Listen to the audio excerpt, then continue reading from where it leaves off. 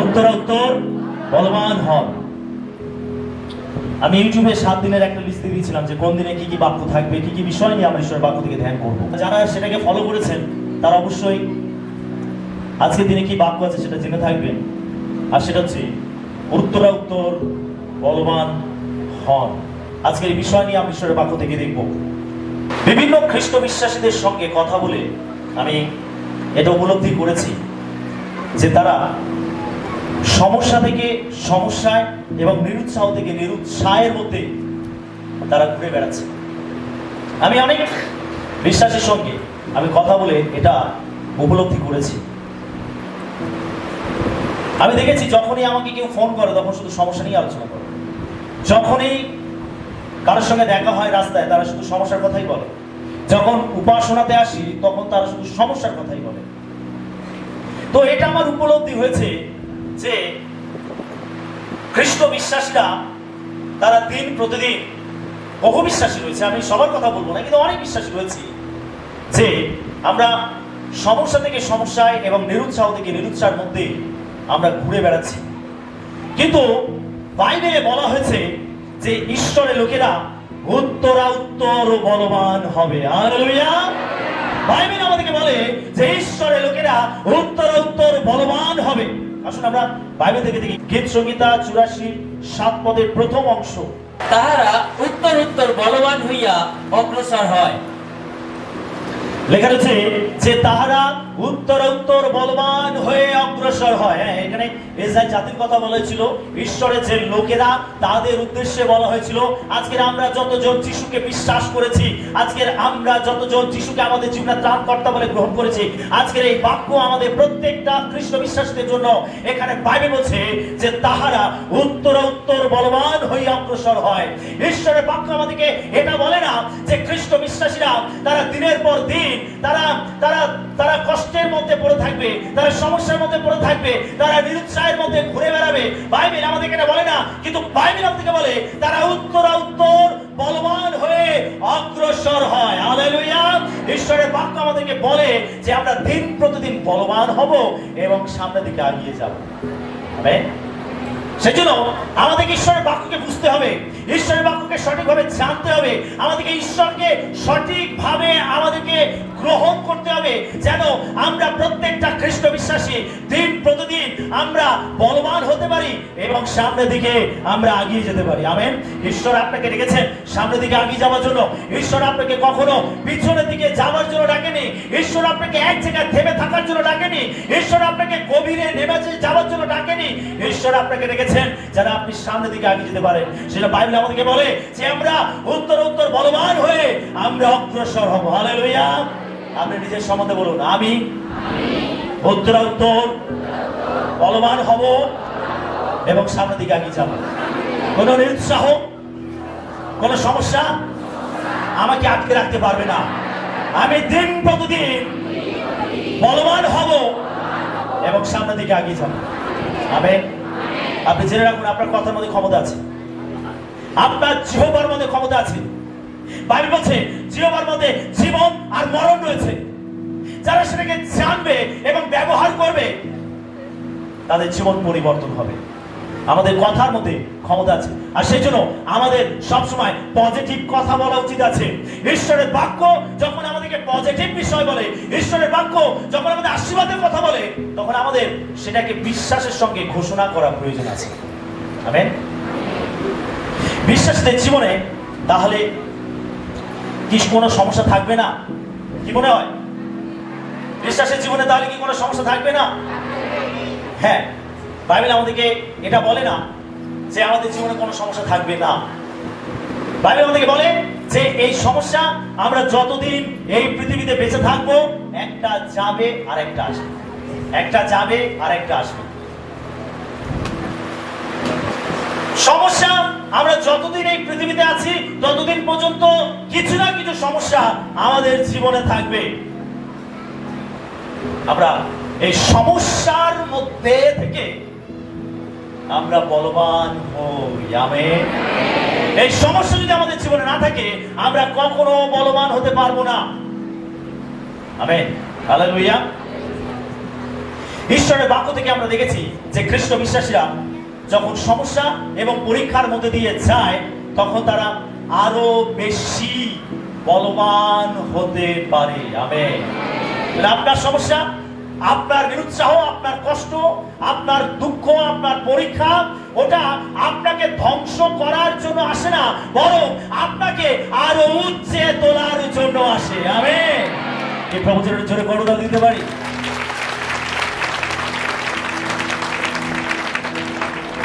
আপনার সমস্যা আপনাকে থামিয়ে দেওয়ার জন্য আসে না। খ্রিস্ট বিশ্বাসীদের জীবনে ঈশ্বর যা কিছু করে সব কিছু মঙ্গলের জন্য করে। আমেন।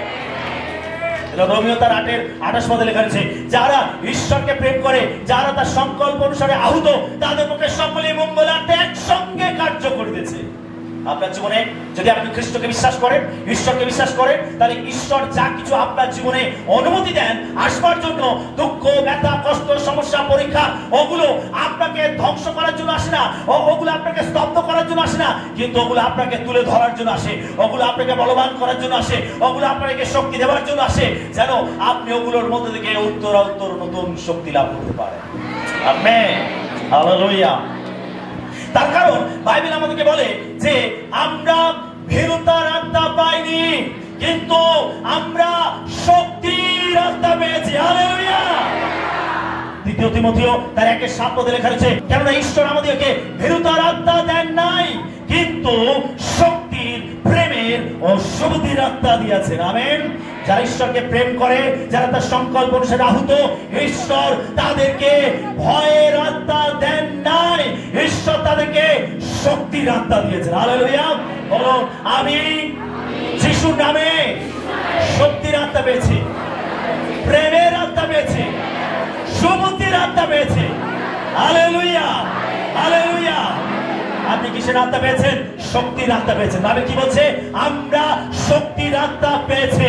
তার মানে শক্তি হলো একটি আত্মা, প্রেম হলো একটি আত্মা, সুবুদ্ধি হলো একটি আত্মা, এবং তার সঙ্গে সঙ্গে জেনে রাখতে হবে ভয়ও হলো একটি আত্মা।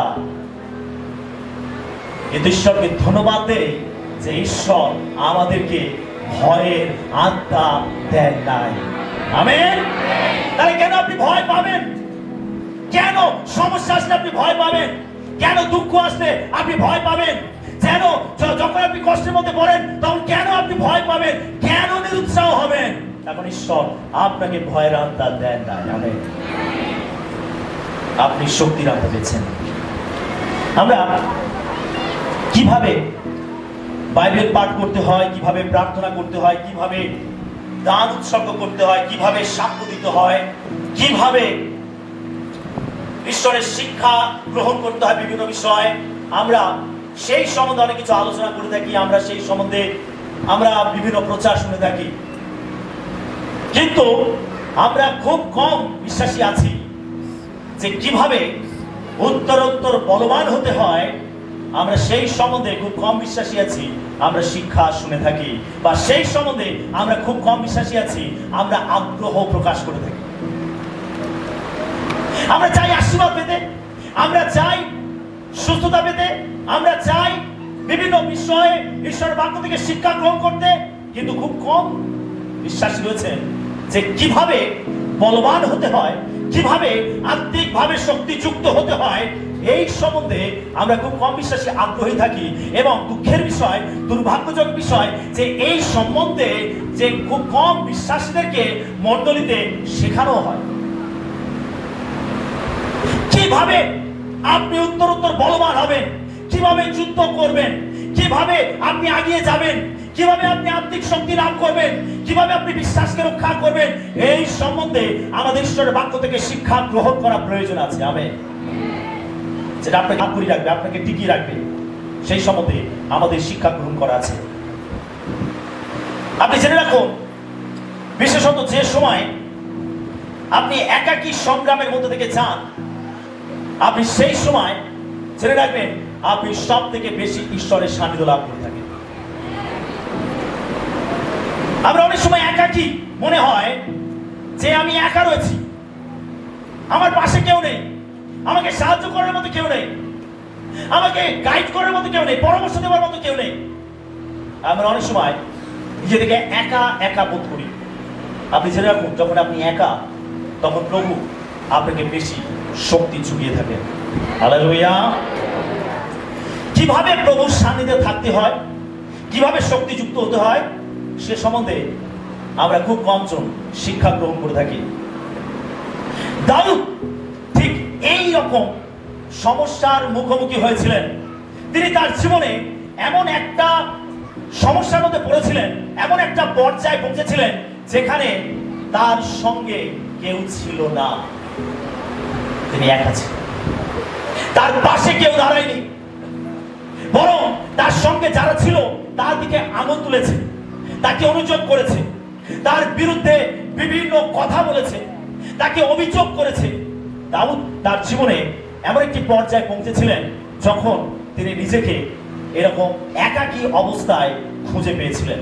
তার অভিজ্ঞতা থেকে তিনি যখন এইরকম একাকী একটা সমস্যার মধ্যে পড়েছিলেন, তার ওই অভিজ্ঞতার মধ্যে থেকে আমরা তিনটে বিষয় শিখতে পারি। শোনেন ভালো করে, প্রত্যেক বিশ্বাসী মন দিয়ে শুনবেন। দাউদ তার জীবনে যখন একাকী সমস্যার মধ্যে পড়েছিলেন, যখন তার পাশে কেউ ছিল না, সবাই তাকে অভিযোগ করছিল, সবাই তাকে দোষারোপ করছিল, সবাই তার বিরুদ্ধে কথা বলছিল, সেই সময় দাউদ তিনি যে পদক্ষেপ নিয়েছিলেন, তার সেই ঘটনার মধ্যে থেকে আমরা তিনটি গুরুত্বপূর্ণ বিষয় শিখতে পারি। এক, কি করব না। দুই, কি করব। এবং তিন, কিভাবে করব। দাউদ তার জীবনে যে কঠিন পরিস্থিতির মধ্যে পড়েছিলেন, কঠিন সমস্যার মধ্যে পড়েছিলেন, সেই সমস্যার মধ্যে পড়ে তিনি কিছু পদক্ষেপ নিয়েছিলেন। আর তার সেই ঘটনার মধ্যে থেকে আমরা তিনটে জিনিস শিখতে পারি। এক, কি বললাম? এক নম্বর কি? কি করব না। প্রত্যেকে বলি কি করব না। দুই, কি করব। প্রত্যেকে বলি কি করব। তিন, কিভাবে করব।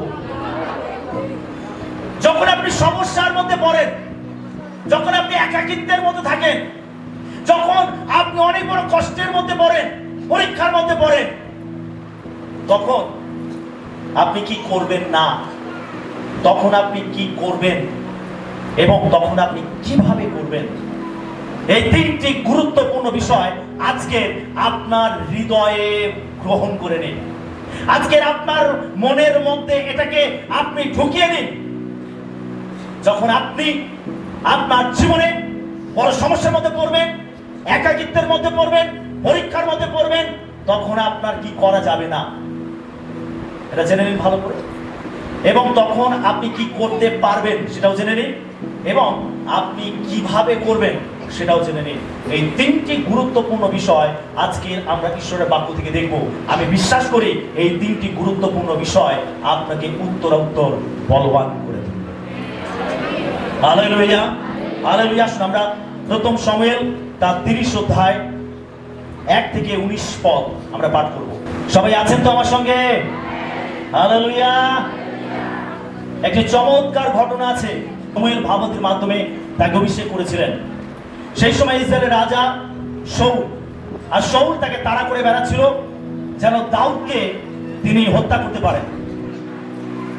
তার ভয় ছিল যে দাউদ রাজা হবে এবং তার সিংহাসন দখল করবে। শাউল এইভাবে তাড়া করে বেড়াচ্ছিল, আর দাউদ তিনি প্রাণ বাঁচিয়ে চারিদিকে পালিয়ে বেড়াচ্ছিলেন। দাউদ তখন পলেষ্টীয়তে গিয়ে আশ্রয় নিয়েছিল। আর স্লিকন বলে একটি জায়গা, আর সেখানে দাউদ এবং দাউদের সঙ্গে প্রায় 600 লোক ছিল। কত লোক ছিল? 600, যারা দাউদকে একজন নেতা রূপে দেখেছিল। তারা এটা বুঝেছিল যে ঈশ্বর দাউদের সহবর্তী রয়েছেন। তারা দাউদের মধ্যে ঈশ্বরের উপস্থিতি, ঈশ্বর অভিষেক দেখেছিল এবং তারা নেতা রূপে দাউদকে বেছে নিয়েছিল। তাই তারা দাউদকে ফলো করছিল, দাউদকে অনুসরণ করছিল, তারা দাউদের সঙ্গে ছিল। এখন দাউদের এটা অনেক বড় একটা দায়িত্ব, এই 600 লোককে এবং তাদের পরিবারকে রক্ষণাবেক্ষণ করা। শুনছি সকলে? দাউদ স্ত্রীকম বলে একটি জায়গা, সেখানে তিনি এই 600 জনের পরিবারকে সেখানে রেখেছিলেন। আর দাউদ তিনি তাদেরকে নিয়ে তিনি পলেস্টিয়াতে ছিলেন, যেন তিনি প্রাণ বাঁচাতে ঘুরে বেড়াচ্ছিলেন। পাছে শাউল থেকে জানতে পারে কোথায় আছে এবং তাকে এসে বন্দী করে এবং তাকে হত্যা করে। এখন অমালিকীয়রা আর তারা এসে তারা কি করলো, এই দাউদের এই 600 লোকের যে পরিবার স্ত্রীককে ছিল সেখানে এসে তারা আক্রমণ করলো। আর যখন তারা আক্রমণ করলো তখন তারা তাদের সমস্ত কিছু পুড়িয়ে দিল। তাদের যা কিছু সেখানে ছিল, তাদের খাবার দাবার, তাদের পোশাক আশাক, তাদের জিনিসপত্র যা কিছু ছিল, তাদের তাঁবু, তাদের ঘর বাড়ি যা কিছু ছিল সবকিছু তারা পুড়িয়ে দিয়েছিল। এবং কি করেছিল, তাদের যে সমস্ত পুত্র কন্যা এবং স্ত্রীরা ছিল তাদের সবাইকে তারা বন্দী করে নিয়ে গেছিল। এখন দাউদ তিনি যখন এই 600 লোককে নিয়ে তিনি যখন ফিরে আসছেন, তিনি এসে দেখছেন যে স্ত্রীকগে তাদের যে সমস্ত পরিবারের লোকেরা ছিল তাদের ঘর বাড়ি জিনিসপত্র সবকিছু পুড়িয়ে দিয়েছে এবং সেগুলো আগুনে তছনছ করে দিয়েছে। আর তাদের আত্মীয় স্বজন পরিজন, তাদের পরিবারের, তাদের সন্তান, তাদের স্ত্রী কেউ সেখানে নেই, সব শূন্য, একেবারে সেই জায়গা ধ্বংসস্তূপে পরিণত হয়েছে। যখন এই অবস্থায়, শুনুন ভালো করে, তখন এই 600 জন তারা দাউদের দিকে আঙুল তুলতে আরম্ভ করলো। যারা দাউদের উপরে নির্ভর করেছিল, যারা দাউদকে নেতা রূপে মেনে নিয়েছিল, দাউদকে তারা বিশ্বাস করেছিল, এখন এই 600 জন তারা দাউদকে অভিযোগ করতে লাগলো। দেখুন লেখা রয়েছে,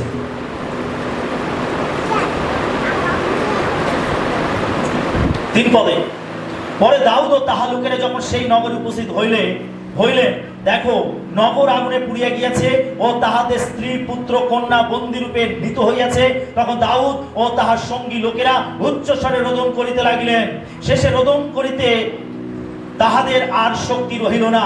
ওই সময় দাউদের দুই স্ত্রী জিস্রায়েলিয়া ওহিনোম ও কর্মিলীয় নাবলের বিধবা অবিগল বন্দী হইয়াছিলেন। তখন দাউদ অতিশয় ব্যাকুল হইলেন, কারণ প্রত্যেক জনের মন আপন আপন পুত্র কন্যার জন্য শোকাকুল হতে লোকেরা দাউদকে প্রস্তরাঘাত করিবার জন্য কথা কহিতে লাগিল।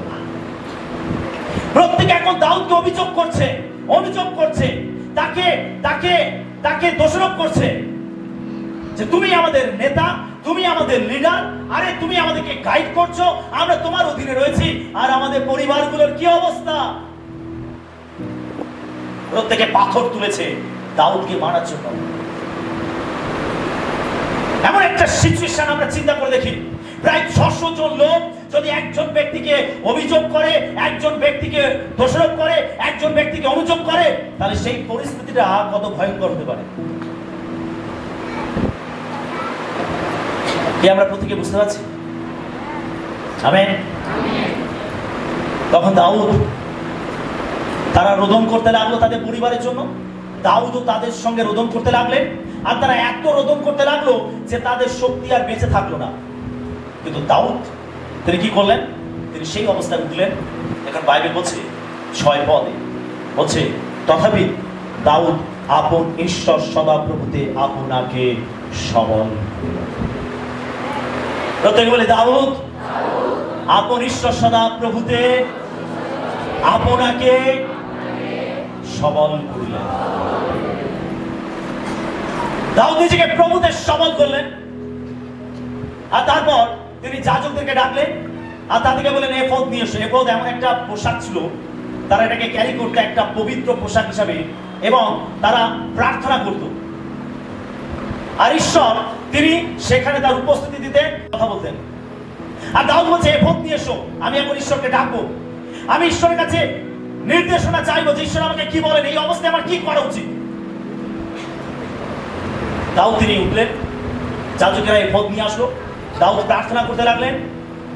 আর দাউদ যখন প্রার্থনা করলেন, ঈশ্বরকে বললেন যে আমার কি করা উচিত, আমি কি করবো এই সময়। ঈশ্বর দাউদকে বললেন যে তুমি যাও, তাদের পশ্চাতে তাড়া করো, তুমি তাদের উপরে বিজয় লাভ করবে। হালেলুয়া। আপনি জেনে রাখুন, দাউদ তার জীবনে 66টা যুদ্ধ করেছেন, আর প্রত্যেকটা যুদ্ধে দাউদ জয়লাভ করেছে। তার কারণ তিনি প্রত্যেকটা যুদ্ধে যাওয়ার আগে তিনি ঈশ্বরের মতামত জানতে চেয়েছেন। আমি এখন কি করব, তুমি আমাকে বলো। ঈশ্বর কখনো তাকে বলেছে তুমি থামো, তুমি একটু অপেক্ষা করো। আবার ঈশ্বর কখনো তাকে বলেছে তুমি যাও আর যুদ্ধ করো, এই কারণে এই যুদ্ধে আমি তোমাকে বিজয় দিয়েছি। হালেলুয়া। দাউদ ঈশ্বরের কথা ছাড়া, ঈশ্বরের পরামর্শ ছাড়া তিনি কোনো পদক্ষেপ সামনে বাড়াননি। তিনি নিজে থেকে আবেগপ্রবণ হয়ে তিনি কোন রকম সিদ্ধান্ত নেননি। তিনি সবসময় ঈশ্বরের পরামর্শ জেনেছিলেন, ঈশ্বরের সিদ্ধান্ত জেনেছিলেন, তারপর তিনি সামনের দিকে পা রেখেছিলেন। দাউদ যখন ঈশ্বরকে জিজ্ঞাসা করলেন, প্রার্থনা করলেন, ঈশ্বর তাকে বলেন যাও তুমি যুদ্ধ করো, এই যুদ্ধে তুমি জয়লাভ করবে, তুমি সবাইকে উদ্ধার করবে। দাউদ তখন 600 লোককে নিয়ে ওই অমালিকদেরকে খুঁজতে বেরিয়ে পড়ল। তারা যেতে যেতে তারা একজন যুবককে পেল যে ওই অমালিকদের সঙ্গে ছিল। সে রাস্তায় 3 দিন অসুস্থ হয়ে পড়েছিল বলে তার লোকেরা তাকে ফেলে দিয়ে রাস্তায় ছেড়ে দিয়ে তারা চলে গেছে। এখন এই অবস্থায় তখন তাদের সামনে যখন দাউদের দলের সামনে বললো, তখন তাকে ধরলো এবং তাকে জিজ্ঞাসা করলো তুমি কোথা থেকে আসছো, কার লোক? বলছে আমি মিস্ত্রিও, আমি অমালিকদের সঙ্গে ছিলাম। বলছে তারা কোথায়, তুমি আমাদেরকে বলতে পারবে?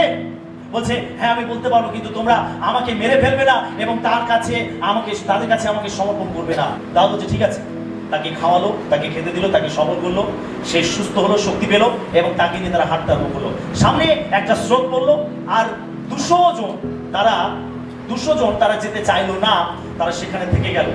আর বাকি 400 জনকে নিয়ে দাউদ তিনি অমালিকদেরকে ধাওয়া করলেন আর তাদেরকে তিনি ধরলেন এবং তাদের সঙ্গে যুদ্ধ করে তিনি তাদেরকে পরাজিত করলেন এবং তারা যা কিছু লুট করে নিয়ে গেছিল সমস্ত কিছু তিনি পুনরুদ্ধার করলেন এবং তাদের সঙ্গে থাকা সমস্ত সম্পদকে তারা পুনরুদ্ধার করে, তারা লুট করে, তারা জয়লাভ করে তারা সেখান থেকে ফিরে আসলো। তাদের পুত্র কন্যা, তাদের পরিবার, তাদের স্ত্রী সবাইকে উদ্ধার করে দাউদ তিনি শ্রীগঙ্গে ফিরে আসলেন। হালেলুয়া।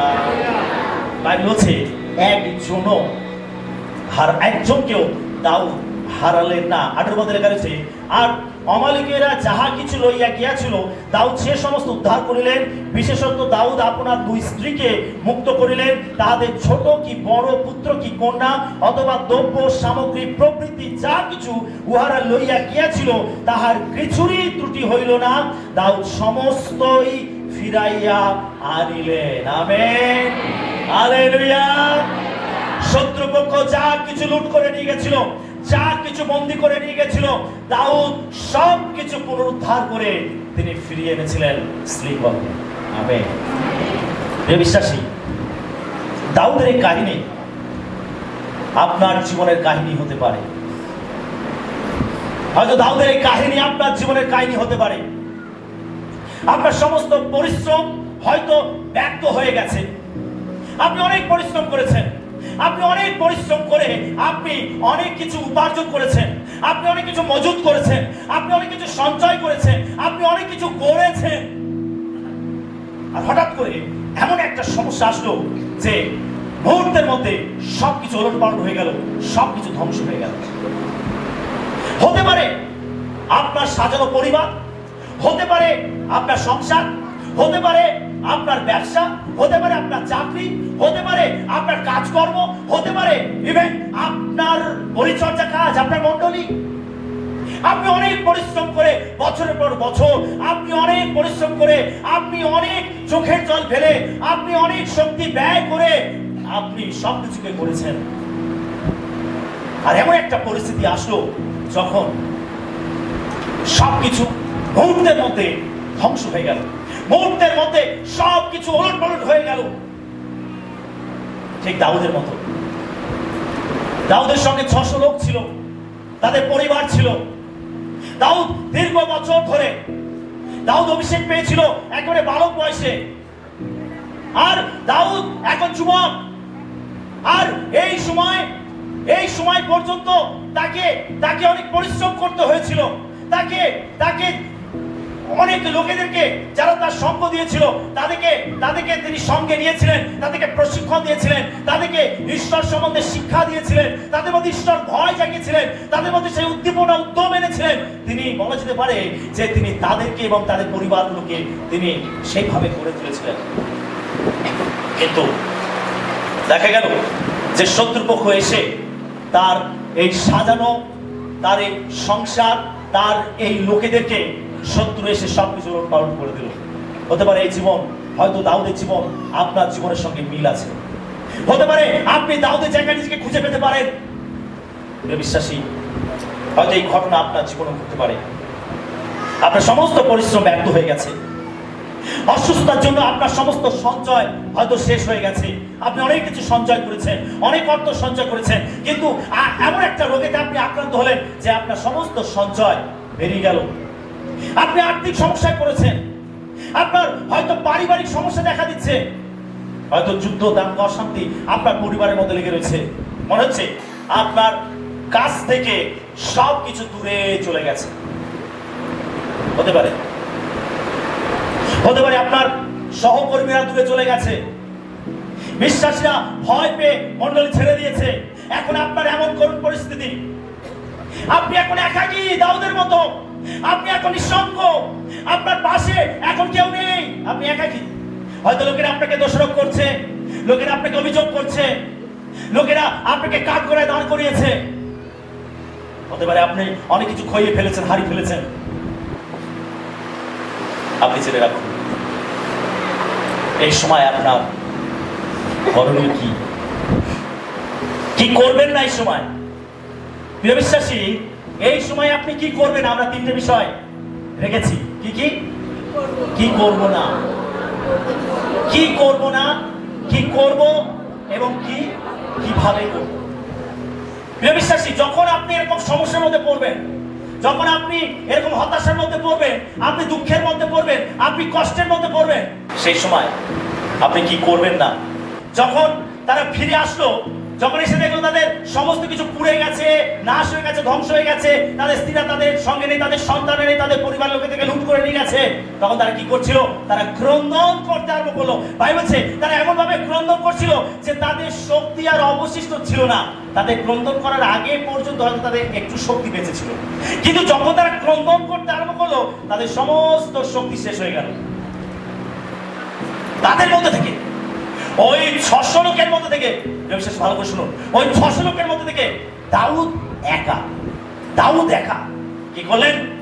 তিনি উঠলেন। বাইবেল বলছে 6 পদে 30-6 পদে, দাউদ আপন ঈশ্বর সদাপ্রভুতে আপনাকে সবল করিলেন।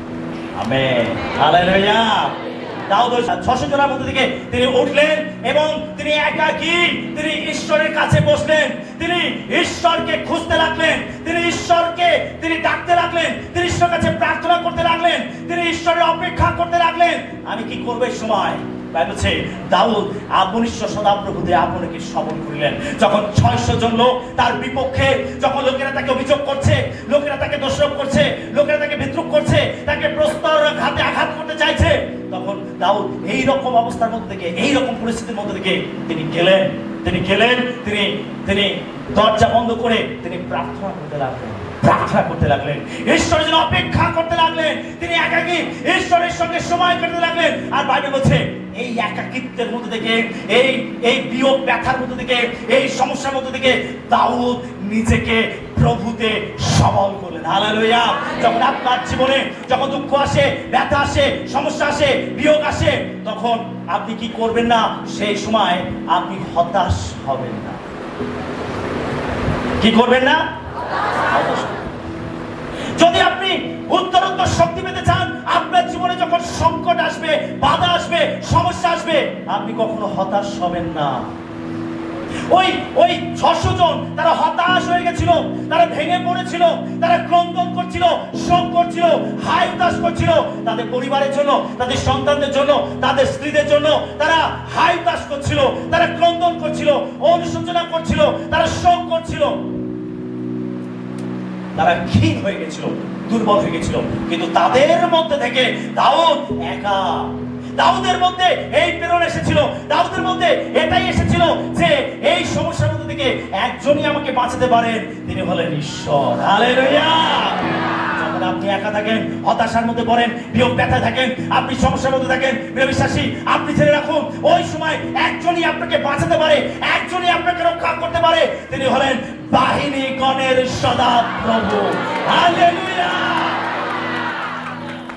যখন আপনার জীবনে কষ্ট এসেছে, দুঃখ এসেছে, তখন আপনি ভুলেও হতাশ হবেন না, নিরাশ হবেন না, শোক করবেন না।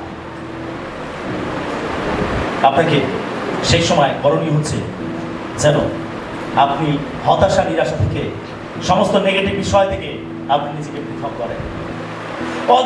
সেই সময় মানুষ কি করে? পরিস্থিতিকে দোষারোপ করে, ব্যক্তিকে দোষারোপ করে, তুমি এই করেছো, আরে তুমি ওটা করেছো, আরে তোমার জন্য আমার এটা হয়েছে, আরে তোমার জন্য ওই ঘটনাটা ঘটেছে, আরে এর জন্য তুমি দায়ী, আরে ও দায়ী। আমরা এইগুলো করতে থাকি। এগুলো করবেন না, শুনছে সকলে? এগুলো করবেন না।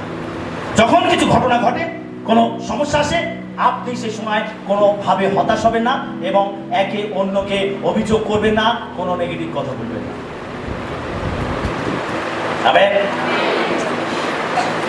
দ্বিতীয়ত কি করতে হবে?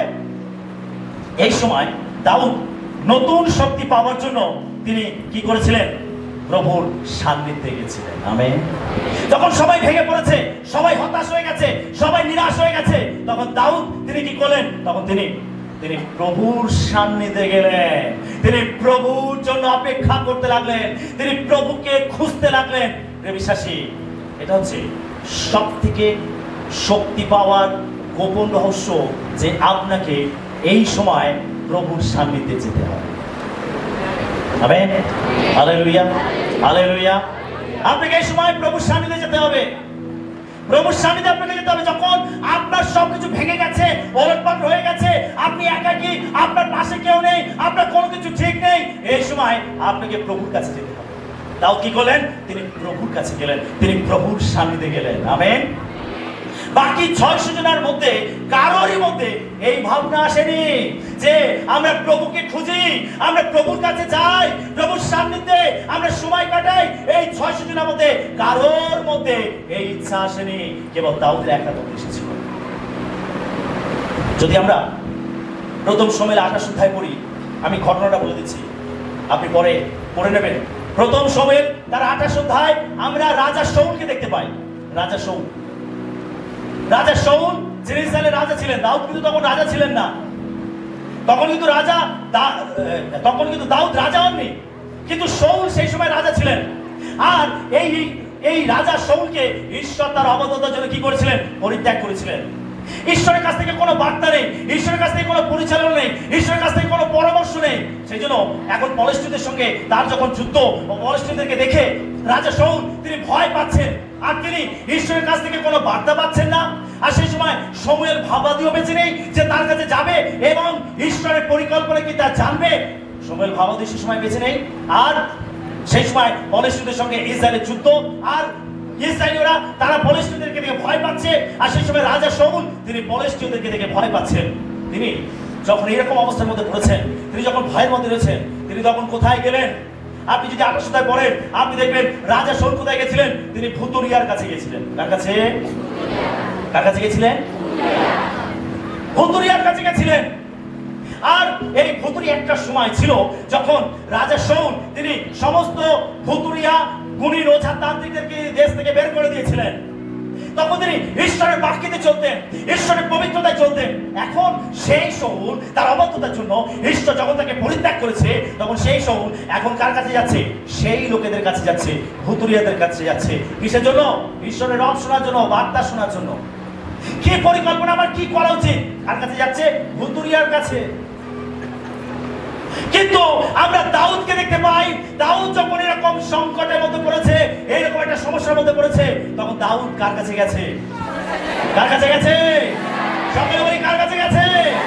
Hallelujah, hallelujah, hallelujah. একজন জগতের মানুষ যখন সমস্যার মধ্যে পড়ে, কষ্টের মধ্যে পড়ে, তখন সে অন্য জগতের লোককে খোঁজে, কে তাকে এই সময় সাহায্য করতে পারে, কে তাকে এই সময় রক্ষা করতে পারে। সে তখন জগতের লোকেদেরকে খুঁজে বেড়ায়। কিন্তু একজন ঈশ্বরের লোক যখন সংকটের মধ্যে পড়বে, কষ্টের মধ্যে পড়বে, সে প্রথমে কোথায় যাবে? ঈশ্বরের সান্নিধ্যে যাবে।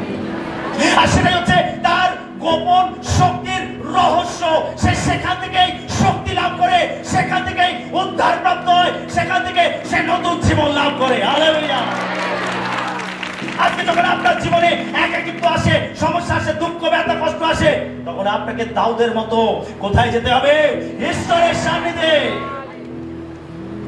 আজকে যখন আপনি 7 দিন ধরে উপবাস করছেন, আপনি বিশ্বাস করুন আপনি ঈশ্বরের সান্নিধ্যে রয়েছেন। আমেন। ঈশ্বর আপনাকে সবল করছেন, ঈশ্বর আপনাকে বলযুক্ত করছেন, ঈশ্বর আপনাকে শক্তি দিচ্ছেন, ঈশ্বর আপনাকে তুলে ধরছেন। আপনি বিশ্বাস করুন।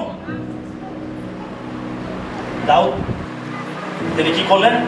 তিনি ঈশ্বরের কাছে গেলেন, ঈশ্বরের সান্নিধ্যে গেলেন, তিনি প্রভুতে নিজেকে সবল করলেন। তার উপরে অনেক প্রেসার, অনেক চাপ, 600 মানুষ এবং তাদের পরিবার, তাদের কন্যা সন্তান, তাদের পুত্র, তাদের স্ত্রী, আরে তাদের জিনিসপত্র সবকিছু ওলটপালট হয়ে গেছে। তিনি নেতা, এখন তাকে সবকিছু চাপ তার উপরে, সবকিছু দায়িত্ব তার উপরে। কি করবেন তিনি এই সময়? তিনি কোথায় গেলেন? ঈশ্বরের কাছে। হালেলুয়া। আমাদের কেমন ভাবে করতে হবে? আমাদের কেমন ভাবে করতে হবে? 3 নম্বর বিষয়, আমাদের কেমন ভাবে করতে হবে? দাউদ আপন ঈশ্বর সদাপ্রভুতে আপনাকে সবল করলেন। আমেন। তিনি আপন ঈশ্বর সদাপ্রভুতে আপনাকে সবল করিলেন। এই পথ থেকে আমরা দেখতে পাই দাউদ তার ঈশ্বরের সান্নিধ্যে আসছেন দেখেই ঈশ্বর তার সান্নিধ্যে এসেছিলেন। দাউদ যখন ঈশ্বরের সান্নিধ্যে আসছে, এটা দেখে ঈশ্বর দাউদের সান্নিধ্যে তিনি আসলেন। এই ঈশ্বর যাজকদের বা প্রাচীনদের বা সমুয়েলের ঈশ্বর শুধু তাদের নয়। এই ঈশ্বর যে দাউদ যে ঈশ্বরের কাছে আসছে, শুনুন ভালো করে বিশ্বাস, দাউদ যে ঈশ্বরের সান্নিধ্যে যাচ্ছে, সেই ঈশ্বর সমুয়েলের ঈশ্বর শুধু নন, সেই ঈশ্বর তিনি ভাববাদীদের ঈশ্বর শুধু নন, কিন্তু সেই ঈশ্বর দাউদের ব্যক্তিগত ঈশ্বর।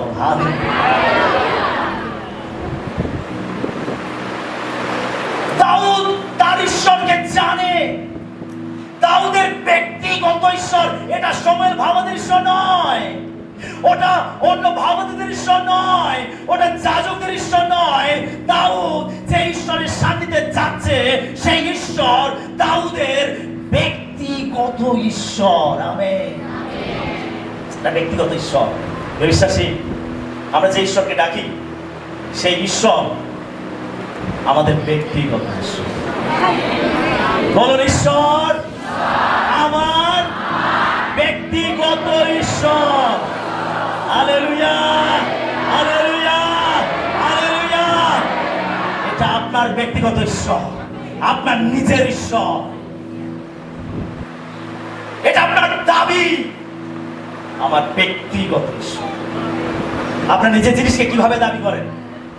হ্যাঁ, কতটা অধিকার ফলান আপনার নিজের জিনিসের উপরে? এটা আমার বাইবেল, এটা আমার ঘর, আরে এটা আমার চাকরি, আরে এটা আমার গাড়ি, আরে এটা আমার বাড়ি। আপনি কতটা কর্তৃত্ব ফলান আপনার নিজের জিনিসের উপরে? দাউদ তিনি ঈশ্বরকে এইভাবে দেখতেন যে ঈশ্বর তার একেবারে ব্যক্তিগত ঈশ্বর। আপনি যে ঈশ্বরকে ডাকছেন, সেই ঈশ্বর আপনার ব্যক্তিগত ঈশ্বর। হালেলুয়া। আপনার ব্যক্তিগত ঈশ্বর, আপনার ব্যক্তিগত ঈশ্বর। কেননা দাউদের এর আগে অভিজ্ঞতা হয়েছে ঈশ্বর যে তার ব্যক্তিগত ঈশ্বর, এই সম্বন্ধে দাউদের অভিজ্ঞতা হয়েছে। কি অভিজ্ঞতা হয়েছে? তিনি ঈশ্বরের সান্নিধ্যে এসেছিলেন, তিনি প্রত্যাখ্যাত হননি, ঈশ্বর তাকে প্রত্যাখ্যান করেনি। তিনি ঈশ্বরের সান্নিধ্যে এসেছিলেন। বিশ্বাসী, তিনি তার পূর্বের অভিজ্ঞতা, তিনি তার অভিজ্ঞতার দ্বারা তিনি এটা জেনেছিলেন যে ঈশ্বর তার ব্যক্তিগত ঈশ্বর। Hallelujah, hallelujah. আর অভিজ্ঞতা হয়েছে কেন? এর আগে ঈশ্বর তাকে ভল্লুকের হাত থেকে, সিংহের হাত থেকে তার মেষকে তিনি রক্ষা করেছেন। তার অভিজ্ঞতা হয়েছে ঈশ্বর তিনি গলিয়াত বীরকে বধ করেছেন, তার মাধ্যমে তার অভিজ্ঞতা হয়েছে। এই দাউদের মধ্যে অভিজ্ঞতা আছে যে তার পূর্বের অভিজ্ঞতা তার রয়েছে। পূর্বে ঈশ্বর তার জীবনে নিজেকে প্রকাশ করেছেন, পূর্বে ঈশ্বর তার জীবনে অলৌকিক কাজ করেছেন, পূর্বে ঈশ্বর তাকে ব্যবহার করেছেন, এখন সেই ঈশ্বরের কাছে দাউদ যাচ্ছে। বিশ্বাসী দাউদ ঈশ্বরের বিশ্বস্ততা, তার প্রতিশ্রুতি এবং বিজয়ের কথা তিনি স্মরণ করেছিলেন। সিংহ, ভল্লুক এবং গলিয়াত বীরকে তিনি কিভাবে পরাজিত করেছিলেন তিনি সেগুলোকে স্মরণ করেছিলেন। বিগত জীবনে ঈশ্বর তার জীবনে কিভাবে কাজ করেছেন তিনি সেগুলোকে স্মরণ করেছিলেন। আর তাই তিনি নতুন প্রত্যাশা লাভ করেছিলেন যে এই সমস্যা থেকে ঈশ্বর আমাকে তুলতে পারেন, ঈশ্বর আমাকে রক্ষা করতে পারেন। হালেলুয়া। আপনি জেনে রাখুন, যখন আপনি সমস্যার মধ্যে পড়বেন, আপনি কষ্টের মধ্যে পড়বেন, তখন আপনি কি করবেন? আপনি পূর্বের কথা স্মরণ করবেন। এর আগে ঈশ্বর কিভাবে আপনার জীবনে কাজ করেছেন, কিভাবে আপনার প্রার্থনার উত্তর দিয়েছেন, কিভাবে আপনার সমস্যা থেকে আপনাকে মুক্ত করেছেন, বিশ্বাসী আপনি সেইগুলোকে যখন সমস্যার মধ্যে পড়বেন তখন স্মরণ করবেন। আমাদের কি করতে হবে? পূর্ব অভিজ্ঞতা, চলে বলি পূর্ব অভিজ্ঞতা,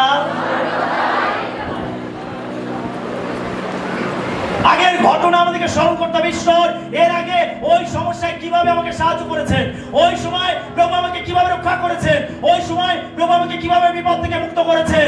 আপনার পূর্বের অভিজ্ঞতা আপনার সামনের যে সমস্যা সেটা থেকে টেনে তুলতে পূর্বের অভিজ্ঞতা আপনাকে শক্তিযুক্ত করবে। Amen, hallelujah. সেজন্য দাউদ ঈশ্বরের সঙ্গে গেছিলেন এবং ঈশ্বরকে খুঁজতে আরম্ভ করেছিলেন। ওই 600 জনের সঙ্গে আবার দাউদ তিনি কি করেছিলেন? দেখা করেছিলেন, মিলিত হয়েছিলেন, তাদেরকে আবার প্রভুতে সবলীকৃত করেছিলেন। তিনি নিজে সবল হয়েছিলেন, তিনি আপন ঈশ্বর সদাপ্রভুতে আপনাকে সবল করেছিলেন এবং তিনি আবার ওই 600 জনের সঙ্গে মিলিত হয়েছিলেন এবং তিনি তাদের সঙ্গে সাক্ষাৎ করেছিলেন এবং প্রভুতে তাদেরকে ফিরিয়ে এনেছিলেন। আমেন। তো আমাদের কি করতে হবে? আমরা প্রথম বিষয় কি দিলাম? আমরা কি করব না? আমরা হতাশ হব না। 2, আমাদের কি করতে হবে? প্রভুর সান্নিধ্যে যেতে হবে। আমেন। এবং আমরা কিভাবে করব? আমরা স্মরণ করব। আমেন। আমরা কি করব? স্মরণ করব বিগত দিনে প্রভু আমার জীবনে কি কাজ করেছেন। বিশ্বাসী, যখন আপনি একটা বড় ঝড় থেকে ঠেলে ওঠেন তখন আপনার এত বেশি অভিজ্ঞতা হয়, আপনি এত বেশি জ্ঞান সঞ্চয় করেন, জ্ঞান লাভ করেন, আপনি এত বেশি শক্তি লাভ করেন যে আপনার সামনে আরো বড় সংকট আসলে আপনি তার মোকাবিলা করার জন্য প্রস্তুত থাকেন। Amen, hallelujah. সেরকম দাউদ জানতো যে ঈশ্বর তাকে কিভাবে সুরক্ষা দিয়েছেন, এর আগে কিভাবে তার মেজদেরকে রক্ষা করেছেন, কিভাবে গলিয়াত বীরকে বধ করেছেন। দাউদের এই অভিজ্ঞতা হয়েছিল আর সেজন্য দাউদ সেই অভিজ্ঞতার মাধ্যমে তিনি ঈশ্বরের সামনে গেছিলেন আর তিনি প্রভুতে নিজেকে সবল করেছিলেন এবং তিনি কি করেছিলেন? তিনি তার অভিজ্ঞতাকে স্মরণ করেছিলেন। Amen, hallelujah. যখন আমাদের জীবনে কোনো শক্তির প্রয়োজন হয় তখন আমরা যেন ঈশ্বরের সান্নিধ্যে আসি। শুনছেন সকলে? যদি আমাদের জীবনে শক্তির প্রয়োজন হয় আমাদের কার কাছে আসতে হবে? কার কাছে আসতে হবে? কে আপনাকে শক্তি দিতে পারে? ঈশ্বর আপনাকে শক্তি দিতে পারে। তো আমরা কি করব না? বিপদের সময় হতাশ হব না। আমাদের কি করতে হবে? ঈশ্বরের সান্নিধ্যে আসতে হবে। এবং কিভাবে করতে হবে? আমাদের পূর্বের অভিজ্ঞতা স্মরণ করতে হবে। এই 3টি বিষয় দাউদকে সবল করেছিল। এর ফল কি হয়েছিল? এর ফল কি হয়েছিল? এর ফল প্রভুর সান্নিধ্যে অপেক্ষা করার ফল কি হয়েছিল? তিনি প্রভুতে শক্তিযুক্ত হয়েছিলেন, তিনি সঞ্জীবিত হয়েছিলেন, প্রত্যাশা পেয়েছিলেন, প্রভুর কাছ থেকে রব পেয়েছিলেন। তিনি যাজকদেরকে পরামর্শ দিয়েছিলেন, এ ফল নিয়ে এসো। তিনি যাজকদেরকে পরামর্শ দিয়েছিলেন, তিনি ঈশ্বরের কাছ থেকে পরামর্শ পেয়েছিলেন তাকে কি করতে হবে, তার করণীয় কি। ঈশ্বর তাকে কি বলেছিলেন? তুমি যাও, তুমি যুদ্ধ করো, এই যুদ্ধে তুমি জয়লাভ করবে, তুমি সবকিছুকে আবার পুনরুদ্ধার করবে। যখন দাউদ ঈশ্বরের সান্নিধ্যে সময় কাটিয়েছিল, ঈশ্বর তার সঙ্গে কথা বলেছিলেন, ঈশ্বর তাকে বার্তা দিয়েছিলেন, ঈশ্বর তাকে সবল করেছিলেন, তাকে পরামর্শ দিয়েছিলেন তাকে কি কি করতে হবে। ঈশ্বরের সান্নিধ্যে অপেক্ষা করার ফল তিনি ঈশ্বরের কাছ থেকে পরামর্শ পেয়েছিলেন, তিনি নতুন রাস্তা দেখতে পেয়েছিলেন, তিনি তার কি করণীয় তিনি তা জানতে পেরেছিলেন। ঈশ্বর তার করণীয় তাকে জানিয়েছিলেন, আর তিনি যখন সেই মতো কাজ করেছিলেন তখন তিনি সবাইকে রক্ষা করেছিলেন। আমেন। একজনও ক্ষতিগ্রস্ত হয়নি। তিনি সমস্ত পরিবারকে এবং সমস্ত সম্পদকে তিনি পুনরুদ্ধার করে তিনি আবার স্ত্রীগণকে ফিরিয়ে এনেছিলেন। Hallelujah, hallelujah. বিশ্বাসী, আপনি জেনে রাখুন, যদি আপনি উত্তর নতুন শক্তি পেতে চান তাহলে আপনার করণীয় প্রভুর সান্নিধ্যে যাওয়া। সেজন্য যিশায় ভাবাদি তার 40:31 পদে লেখা রয়েছে, কি লেখা রয়েছে আমরা পড়ি। কিন্তু যাহারা সদাপ্রভুর অপেক্ষা করে তাহারা উত্তর নতুন শক্তি পাইবে, তাহারা ঈগল পক্ষীর ন্যায় পক্ষ সহকারে ঊর্ধ্বে উঠিবে, তাহারা দৌড়িলে শান্ত হইবে না, তাহারা গমন করিলে ক্লান্ত হইবে না। বাইবেল কি বলছে? যারা সদাপ্রভুর অপেক্ষা করে তারা উত্তর নতুন শক্তি পাবে। যখন আপনি ঈশ্বরের জন্য অপেক্ষা করবেন তখন আপনি নতুন শক্তি লাভ করবেন। বিশ্বাসী, আজকে যখন আপনি দুঃখ, ব্যথা, কষ্ট, সমস্যার মধ্যে পড়েন, যখন আপনি হতাশা, নিরাশা, একাকিত্বের মধ্যে পড়েন, যখন আপনার সমস্ত কিছু ওলটপালট হয়ে যায়, আপনার সেই সময় হতাশ না হয়ে আপনাকে ঈশ্বরের সান্নিধ্যে যেতে হবে এবং আপনাকে ঈশ্বরের জন্য অপেক্ষা করতে হবে। এই অপেক্ষা 1 ঘন্টার জন্য নয়, 2 ঘন্টার জন্য নয়। এই অপেক্ষা কিছু সময়ের জন্য নয়। বিশ্বাসী, আপনাকে ততক্ষণ পর্যন্ত অপেক্ষা করতে হবে যতক্ষণ আপনি প্রভুর কাছ থেকে কোনো বার্তা পান। আপনাকে ততক্ষণ পর্যন্ত অপেক্ষা করতে হবে যতক্ষণ না প্রভু আপনাকে নতুন পথ দেখান, যতক্ষণ না প্রভু আপনাকে কোনো পরামর্শ দেন, আপনি যতক্ষণ না তার রব শুনতে পান, আপনার সেই সমস্যার সম্বন্ধে কোনো উপলব্ধি না হয়, আপনি ততক্ষণ পর্যন্ত অপেক্ষাই করতে হয়। আমেন। Hallelujah, hallelujah. আজকে যদি আমরা ঈশ্বরের কাছ থেকে আত্মিক শক্তি লাভ করতে চাই, আমাদের সমস্যার উপরে বিজয় লাভ করার জন্য, আমাদের পরীক্ষার উপরে বিজয় লাভ করার জন্য, আমাদের একাকিত্বের উপরে বিজয় লাভ করার জন্য, আমাদের হতাশা নিরাশার উপর বিজয় লাভ করার জন্য, যদি আমরা নতুন শক্তি পেতে চাই, তার গোপন রহস্য হলো উপবাসের সঙ্গে তার সান্নিধ্যে থাকা। আমেন। যেন যখনই আপনি হতাশা, নিরাশা, একাকিত্বের মধ্যে পড়েন, আপনি যখনই দেখেন আপনার জীবনের শক্তির ঘাটতি হয়েছে, এই সমস্যা আপনার পাশে কেউ নেই, আপনি প্রভুর কাছে চলে যান। দাদুত্ব করে আপনি গোপনে প্রার্থনা করুন, আপনি উপবাসের সঙ্গে প্রার্থনা করুন, আপনি ঈশ্বরের মুখের খোঁজ করুন, আপনি তার শক্তির অনুসন্ধান করুন, আপনি তার কাছ থেকে রব পাওয়ার জন্য আকাঙ্ক্ষিত হন। আপনি তাকে বলুন যে প্রভু, এই সমস্যায় আমি কি করব, প্রভু এই বিপদে আমার কি করণীয়। আপনি ততক্ষণ পর্যন্ত তার কাছে প্রার্থনা করতে থাকুন, আপনি ততক্ষণ পর্যন্ত তার জন্য অপেক্ষা করতে থাকুন। প্রভু আপনার সঙ্গে কথা বলবেন, তিনি বাক্যের মাধ্যমে কথা বলবেন, তিনি দর্শনের মাধ্যমে কথা বলবেন, তিনি স্বপ্নের মাধ্যমে কথা বলবেন, তিনি কোন ঈশ্বর লোকের মাধ্যমে আপনাকে পরামর্শ দেবেন। ঈশ্বরের রব আপনার উপরে আসবে, আর সেই রব, সেই বাক্য আপনাকে টেনে তুলবে। আমেন। আপনি বিশ্বাস করুন, আপনার উত্তর নতুন শক্তি পাওয়ার জন্য গোপন যে বিষয়, আর সেটা হচ্ছে ঈশ্বরের সান্নিধ্যে আসা। আমি বিশ্বাস করি এই 7 দিন ধরে আপনি যে উপবাস করছেন, এই 7 দিন ধরে আপনি যে প্রভুর সান্নিধ্যে রয়েছেন, এই 7 দিন ধরে আপনি যে প্রভুর জন্য প্রতীক্ষা করছেন, আপনার প্রত্যেকটা বিনতি ঈশ্বরের কাছে তুলে ধরছেন, আপনার প্রত্যেকটা সমস্যা ঈশ্বরের কাছে তুলে ধরছেন, আমি বিশ্বাস করি যে ঈশ্বর আপনাকে বলবান করছেন, আপনার প্রত্যেকটা পরীক্ষার উপরে আপনাকে বিজয় দান করছেন। আমেন। হালেলুয়া। প্রভু জন্য জোরে করতালি দে।